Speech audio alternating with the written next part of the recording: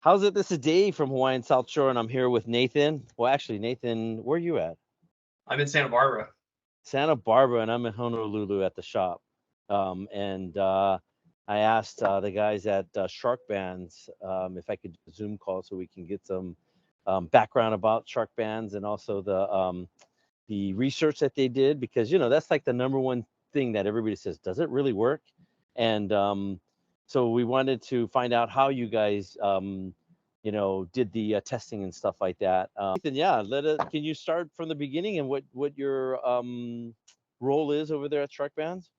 Sure thing. Yeah. My name is Nathan Garrison. I founded the company with my dad, David, in 2014, and have been working ever since to continuously innovate and create shark deterrent products for both ocean goers and fishermen to reduce the risk and protect their catch. So, with regards to testing, I know that seems to be like the main question. I'll just dive right into that. There's really there's 5 notable studies on the effectiveness of powerful permanent magnets as a shark deterrent that apply specifically to our products and to the technology at large that I think are most relevant for people. There are a lot more than 5 studies out there on the effectiveness of powerful permanent magnets as a shark deterrent, but these 5 are the ones that I like to reference. So Hawaii specific, I'll start with that one. Some of the researchers through NOAA and affiliated with University of Hawaii did a test on our fishing product in the snapper grouper fishery for commercial like deep dropping out there. That was 2021 and maybe early 2022. And the results of that study were they showed like a 65% reduction in the number of fish lost to sharks when they were using the Sharkbanz devices on the lines versus not using them. So Wow, pretty significant difference. And they're actually doing some more follow-up testing on that this winter. That's through Melanie Hutchinson and Tom Tinhan, 2 of the scientists that are working on that. right on. So that's the Hawaiian study that's been done specifically over there. And you can imagine if they're testing these products in a fishing situation, it's extreme environment. You've got sharks going after their favorite prey right in front of them that is like an easy meal, and they're not eating the fish in a lot of cases. Keone told the story, I think, about the guy sending the band down the line when the tiger shark was eating the fish. And that's kind of what you would expect to happen, is all of a sudden it's going to experience this strange and intense field from the device, and that's going to cause the animal to turn away in a lot of cases. 65% reduction instead of 100, but I mean, that's a huge improvement, obviously. And when we talk about humans in the water, surfing, swimming, whatever, you're generally less appealing to a shark than a hooked struggling fish. So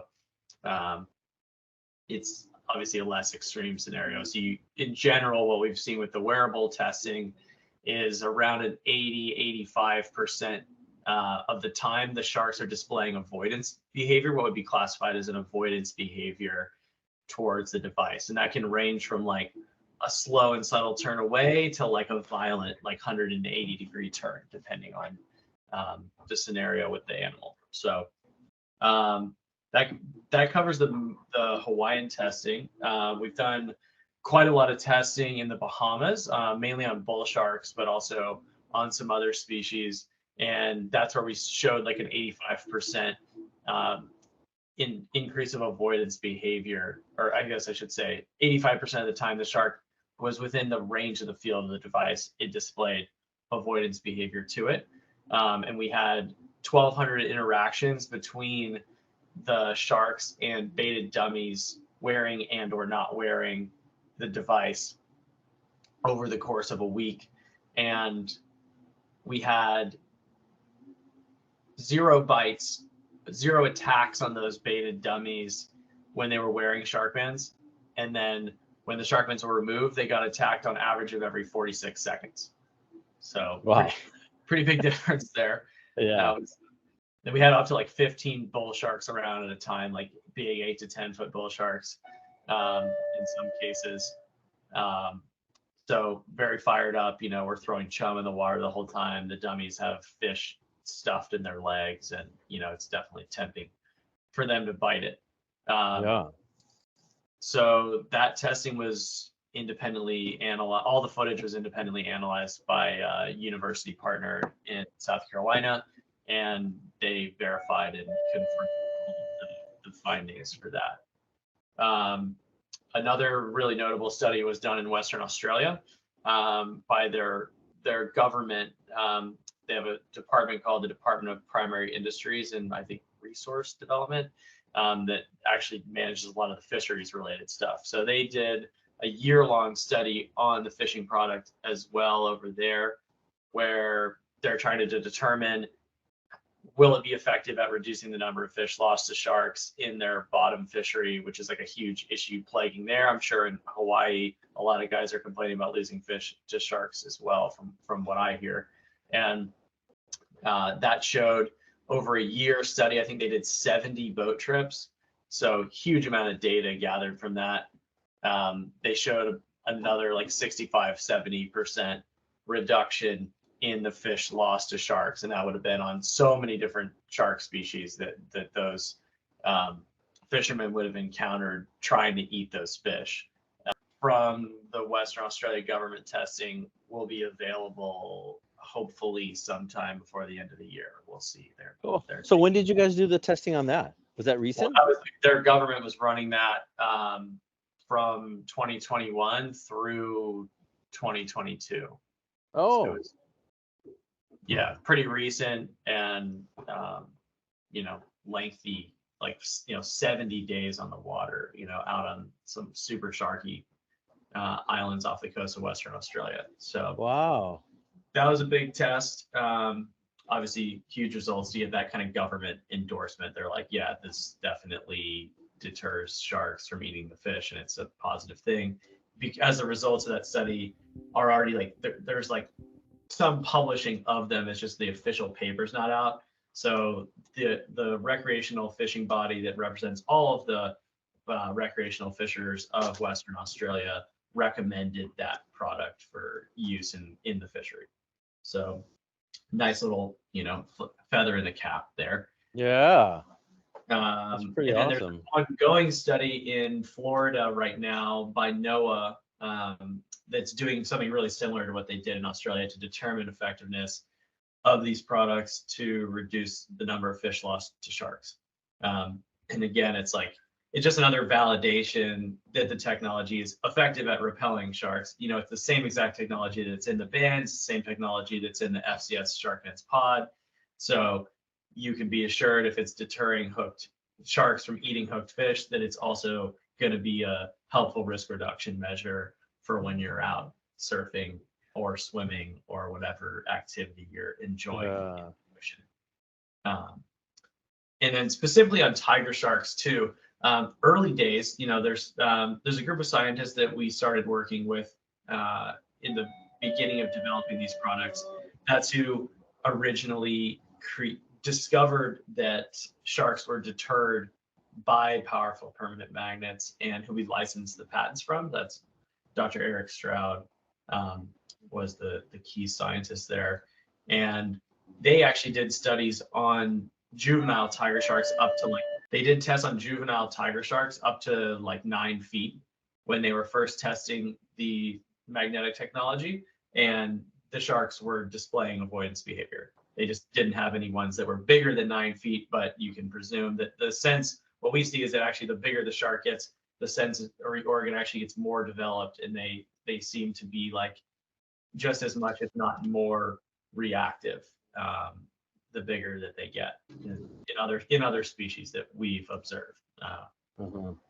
The tiger shark's kind of like my white whale. I'd really love to be able to get a full extended study on them, but they're rare until they're not, and then they're gone again. They're kind of mysterious creatures. So maybe someday we'll actually do like a full-scale study specifically on that species in Hawaii.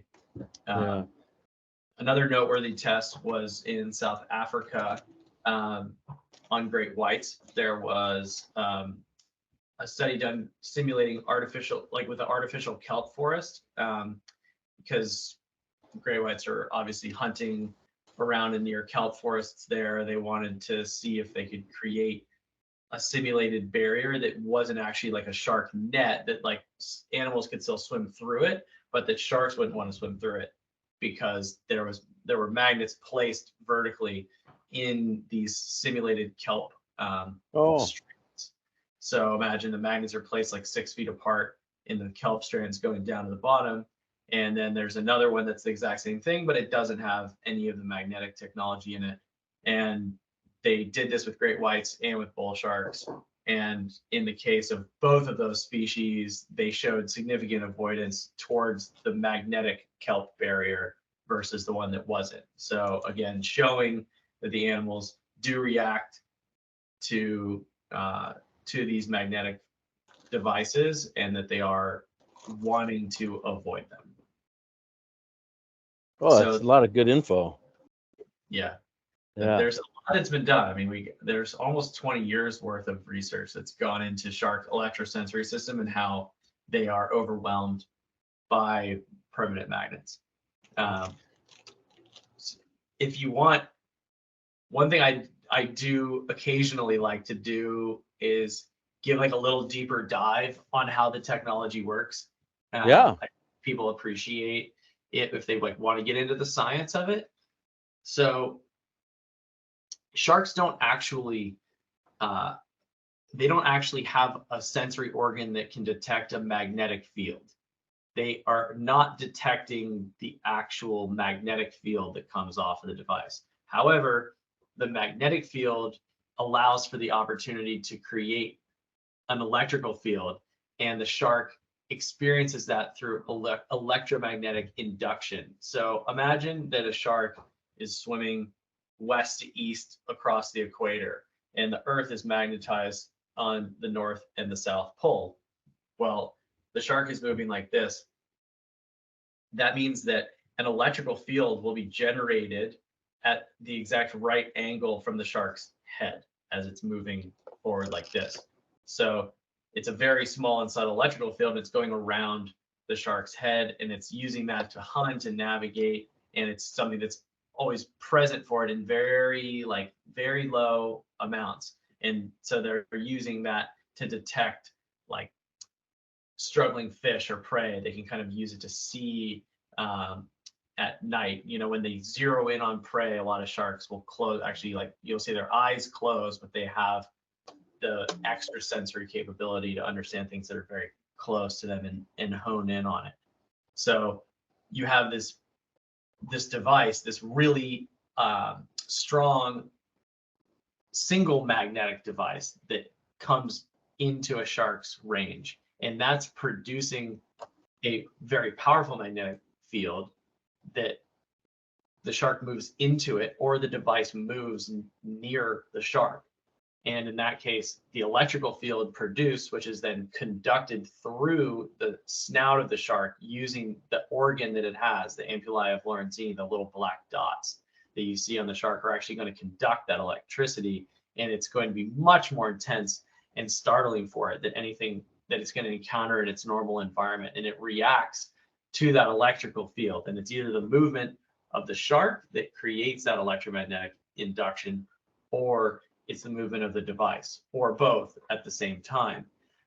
Funny enough, though, if you were to actually attach the device to the shark's head and then it was moving and the device wasn't moving at all, it wouldn't even know that it was there.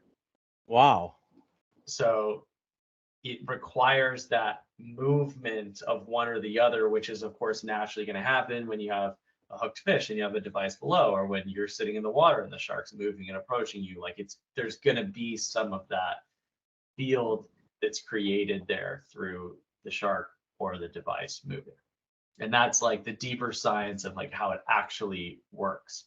And it's why we as people, we're like, well, how is this band or this little pod thing creating something that's going to deter this big animal. And we have a hard time understanding it because we don't have any sensory organ that can perceive what's really going on there.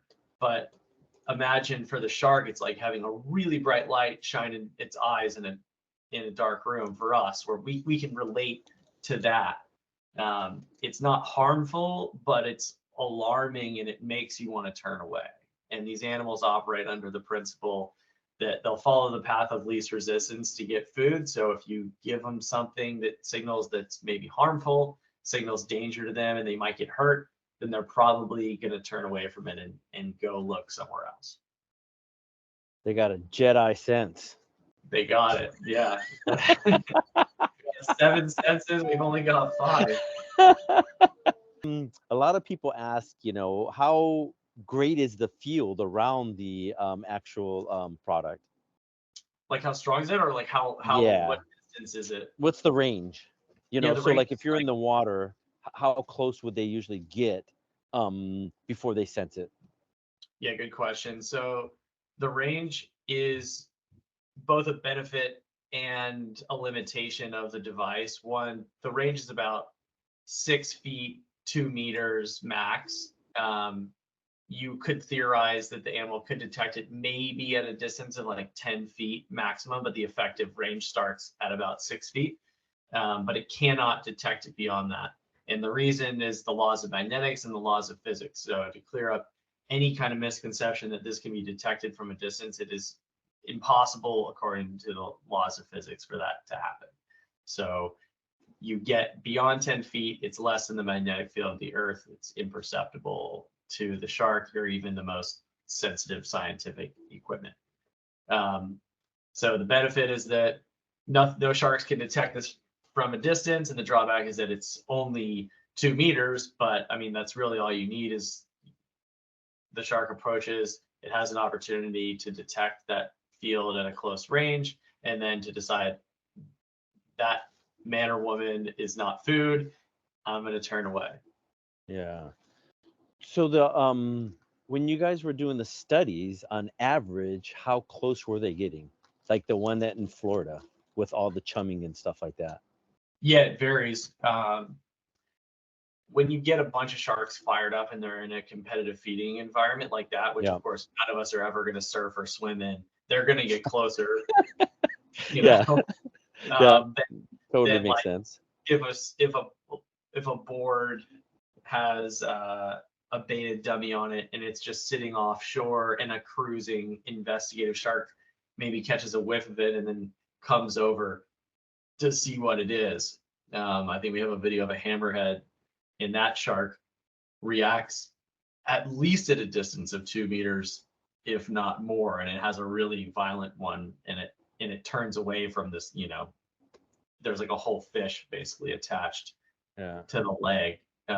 So really, you could have a variation that big. And when the best, I guess, evidence I have beyond just like the testing is all of the people that have encountered sharks wearing this in the wild at this point, which is at least a couple of hundred, from South Africa to Australia to Hawaii to California, New Hampshire, Cape Cod. I mean, Florida, obviously. There's tons of stories at this point of people who have encountered sharks in the wild wearing it.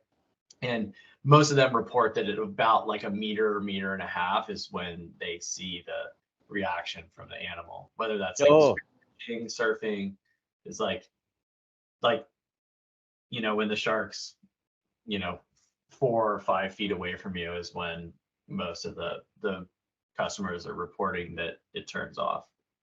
Yeah.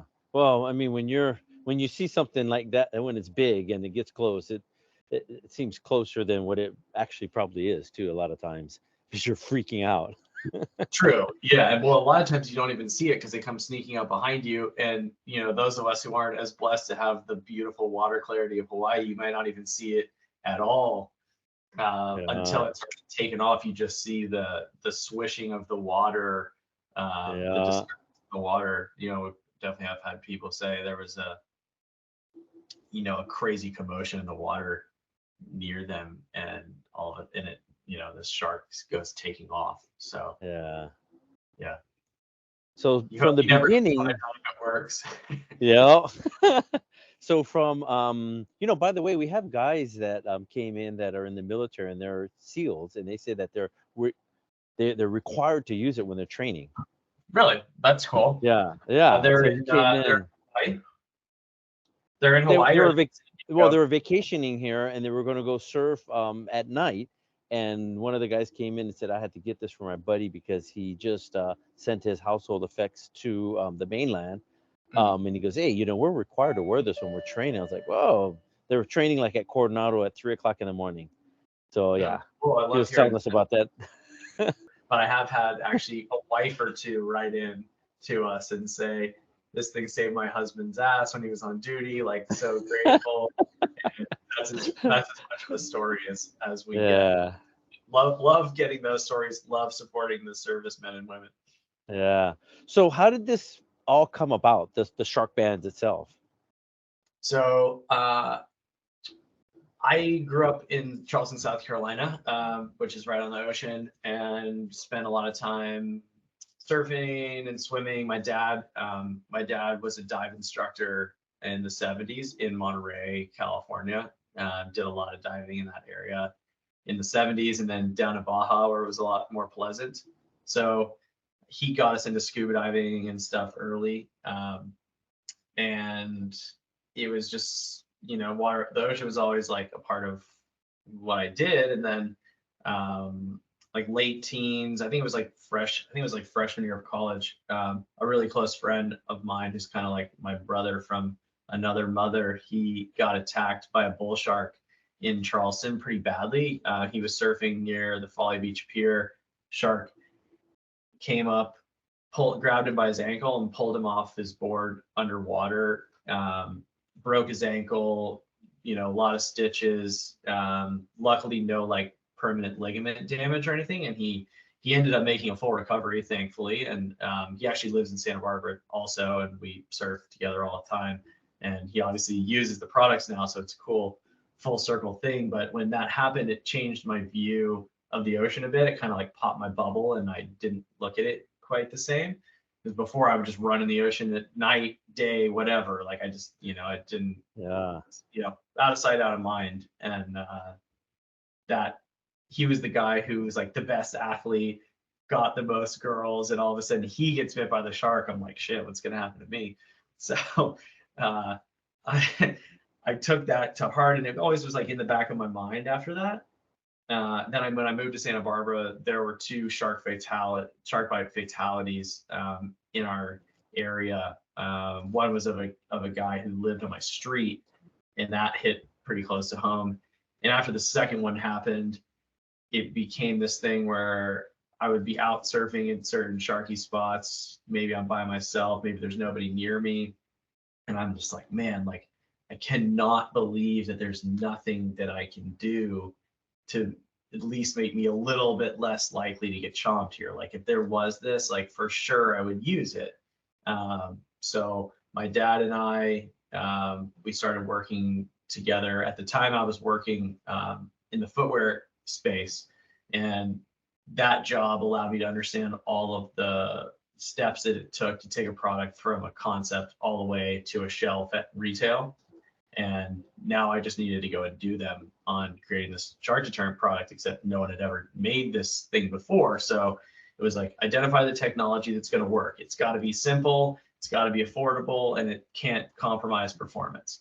And if we could do those three things, then I was like, I will use it, and I bet other people will want to use it too.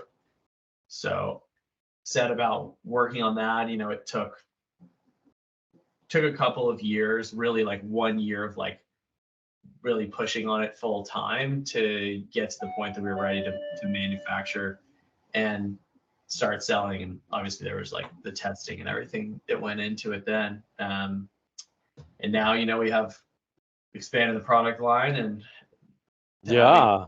3 things in the fishing division. And we're working on a bunch of really cool stuff for trying to address the shark bycatch issue in commercial long lining right now, which like the center of that is actually the Hawaiian tuna fishery. So University of Hawaii is going to be doing some testing on a new bait product that we're working on that will be intended to create more sustainable fisheries, specifically in the tuna fishery in Hawaii, to prevent sharks from being caught on the long lines, and to also save fishermen all the resources that they lose when they have to they catch sharks and they have to release them, and that takes up so much time. There's a lot of gear loss and just like general economic burden that they're shouldering because of the sharks, and then the sharks are dying. So it's like, it's right now it's like lose-lose for everyone. And this, if this product works the way that we believe that it can, then we'll see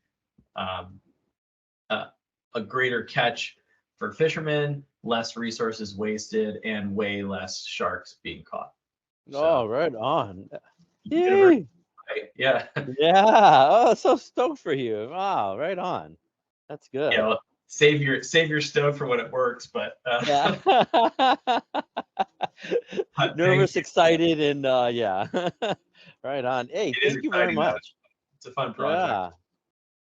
Thank you very much for all that info. I'm so stoked. I'm super stoked on being able to represent the product, and then also the FCS pod. So earlier, for you guys that are listening, he was mentioning that there's a pod, a little smaller version that attaches to your leash that FCS just came out with. Yeah, so we got the two products now. We got, you know, the wristband one, and then we got the one that goes on your leash. Oh, do you? Oh, right on. Oh, you must have been stoked when the guys at FCS approached you. Oh yeah, that was a big moment. I mean, it took. Here it is. Yeah, there you go.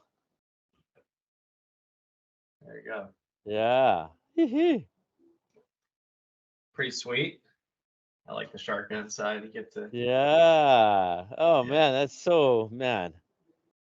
Yeah, when they reached out to us, that was a super exciting day in the history of the company for sure. And obviously it took a long time to work out all the details and to refine the product design and the packaging and everything that went into it. But it's really, I love that process. For me, that's like what I enjoy doing the most at my job, is like developing new products and continuing to innovate, and like figuring out like that this thing was the way we were gonna create it for surfers, so that it could just, you know, you put it in the pouch, put it right on the leash, and you don't have to worry about it. You don't have to take it off the leash. You just, you know, kind of set it and forget it. All of a sudden you've got a shark deterrent, and you know, who wouldn't want to be a little safer when they're out there, especially in these days. Yeah, we've been having a lot of sightings here in Oahu for sure. Yeah, a lot of sightings. Kauai as well. I heard, like, have you been hearing stories about sharks taking people's fish more this month or anything like that? You know, that's interesting you said that, because probably about a month or 2 months ago, Mark Healy, on his Instagram post, he's under the water and he's spearing a fish, and you can hear the frustration in his voice with the GoPro cameras, and the shark comes over and takes his bait, and then on his post it says, you know, this has been happening more often, which is pretty like, says it usually doesn't happen, but this year he's been having that problem. So I wonder if it's time of year or if it's just, sharks. He was saying maybe because of a strong El Nino this year. So that's what I think that's what was his comment on there. So I don't know. Yeah. There's always more than one factor. Yes. It's a complex web of factors. Yeah. So, have you encountered a shark yourself in the water? Oh yeah, I surf at Kewalos. That's where we had the guy that lost his leg. But I surfed like a couple breaks down, and probably about 6 or 7, maybe like 4 or 5 months before that happened, I was in the water and we had a big tiger it was low tide too. And we looked over, and on the inside, this big, I don't know, it must have been 8-foot tiger that was on the reef, and you could see its stomach. And one of the guys just caught a wave and he was paddling out. He just like, and it was only like 5 feet in front of him. We're just like looking at it. We're like, what the heck? So it's in really shallow water. Yeah, it was in shallow waters, and then all of a sudden it just, like, it was scratching his back like a like a big animal, you know. And then it just went, and we're just looking around at each other, and we're like, Well, the waves are Woo. good and it's gone. So yeah, we'll just Yeah. keep on surfing. I was like freaking out though. Yeah. So yeah. But yeah, I wear it all the time. So yeah. Yeah, I'm it's like why not, you know? yes. So the more you shake it, the better, right? So I guess we got to all Yeah, shake our legs on the inside, like you were talking about earlier. You know, when there's movement, it seems like the range is a little bit stronger. So yeah, I with guess the we're in the shark, water. We you got to need start. a lot of movement, you know. It's like the shark moving is plenty. Yeah. Um, I, I mean, it's not just one thing, right? I mean, there's like a whole slew of things we could do to be shark safe when we're out there, and one of the things is Yeah. don't splash. That's it's actually wild how well it's been shown that the splashing is like the number one thing that'll attract the sharks and Wow. get them riled up. Like if you're swimming with sharks and there's no bait or anything around and you're just kind of like observing them, like I mean obviously they have some great shark diving experiences out there on Oahu, and I love swimming with sharks. I've had some really cool experiences doing that. And the if you're calm and still and you've got your arms, you know, across your chest and you're not doing any rapid kicking or anything, you know, they'll just kind of pay you minimal attention. But if you come to the surface and you start doing anything like splashing around on the top, they will immediately start coming over to you. And Yeah. yeah, you want to obviously avoid looking like you're anything struggling in the water. That's what they zero in on. So if you do see one, you know, as tough as it might sound, it's like it's always easier said than done. Like, don't freak out and start splashing around. Um, you know, just remain as calm as you can and make yourself threatening and keep eye contact and you're, you know, Yeah. from Yeah. facing it, and then get away when you can in a, you know, in a safe way. Yeah. Use the wave. There, there's a question that just popped up in my head, and a lot of customers ask this. What's the expiration date? How long does it last? Yeah, your question. It's not a straightforward answer, but the reality is that it doesn't lose its power over time, and it's not gonna like deteriorate or expire on its own. Like if you left that on a shelf in the store for 10 years, it should still be fine in 10 years. So it really just depends on use. If you're out there and you're using it every day and you're beating it up and you notice any like rust or anything on it, then in that case, you should definitely replace it. I mean, we have really solid warranty program. Like if something happens in the first 3 years, we're gonna just replace it for you. So we have tiny product defect rate. These things are like pretty bulletproof. The only way that you can damage it is if you like damage the chassis somehow, or if it gets exposed to heat over 160 degrees Fahrenheit that for like a prolonged period of time, then you can degrade the magnetic effect. But otherwise, it's good to go. And if you ever have issues, people can bring it back to you, or they can write us online, send a picture, and you know we can evaluate what we think. And if you got an issue, then we'll take care of replacing it for you. So some of the cautions that you want to tell people about the product. Sure. Yeah. The main one is just electronics. And then the other one is medical devices. So if you have like medical devices implanted in your body, you definitely want to ask your doctor before you use it, like pacemakers, things like that. Definitely worth having a chat to your doctor and ask him if powerful permanent magnets could adversely affect the medical device that you have. And then electronics wise, um, out of caution, it's good to just keep it like 2 feet away from electronics at all time. Like don't store it in the same bag unless it's in the box. Now, if it's in the box, everything that is near it is totally safe. You can have zero concern if it's in that box that any issue will happen with electronics or a medical device. It's a magnetically shielded box, and that's one of the sweet little innovations we came up with when we created this. So If it's not in the box though, keep it, 2 feet away to be safe. But the reality is that the only way you're really going to damage something is if you have physical contact from the device to the electronic device, and it's for some extended period of time. Then we've maybe had 3 incidents in the history of the company with like an iPhone where somebody like kept it in the same pocket, or they kept it like it was in direct contact to it in the same bag. But that's super rare. Hard disk memory is the thing that's the most sensitive. So like memory cards and hard drives is the thing you have to watch out the most. Like if you store this thing in if you store the device in the same bag as like a GoPro or a camera, for sure you can have an issue like like the camera won't break. The camera will work fine, but the memory card might get wiped. So that's something to be remembering. But again, put it in the box. Don't throw out the box. Put it in the box. No problem. Yeah. Well, I mean, the other day. TSA traveling with these, no problem. In or out of the box, they don't care. They're not going to cause issues on any airplanes or security. So you can travel with it anywhere in the world. No problem. So when you go through this carry-on checkout, does it beep and they'll just pull it out and look at it or something like that, or it doesn't even detect it? Yeah, I mean, you would just put it through the security thing like normal. I've never even had them pull one out and look at it in any of my stuff. So right on. All right. Hey, thank you very much. Woo! Yeah, man, that was a good one. Yeah, thank you. Stoked we got together and do this. Anything else that pops up for you? Yeah. Do you want to mention anything else? I got reminded the other day of a testimonial that came in from Kauai in 2017. There was 2 guys out surfing. Davidson's, I think, is the break. It sounds familiar to me.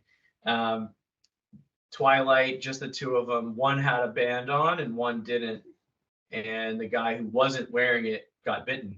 And his friend that was wearing the band, he wrote in and shared the whole story. And his friend luckily like made a full recovery and was okay. But one of those incidents, like, okay, I don't know if for sure that this was luck or if it was the band, but it's another one of those moments where I'm like, okay, that's the way it played out. To have it and then to not have it. And for me, it's like, it's a personal decision for myself. It's a personal decision for everybody. I mean, some people are totally fine just accepting the risk. We're in their backyard. If it's going to take me, it's going to take me, and so be it.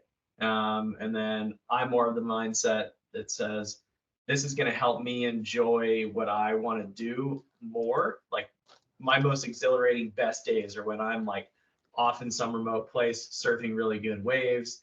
And a lot of those places are also sharky. And so when I'm out there, I've got this on, and that allows me to enjoy myself with a little bit more peace of mind, not thinking about the shark situation as much. And like, those are the best days of life, right? So it's like, if that helps me enjoy it just a little bit more, then why not?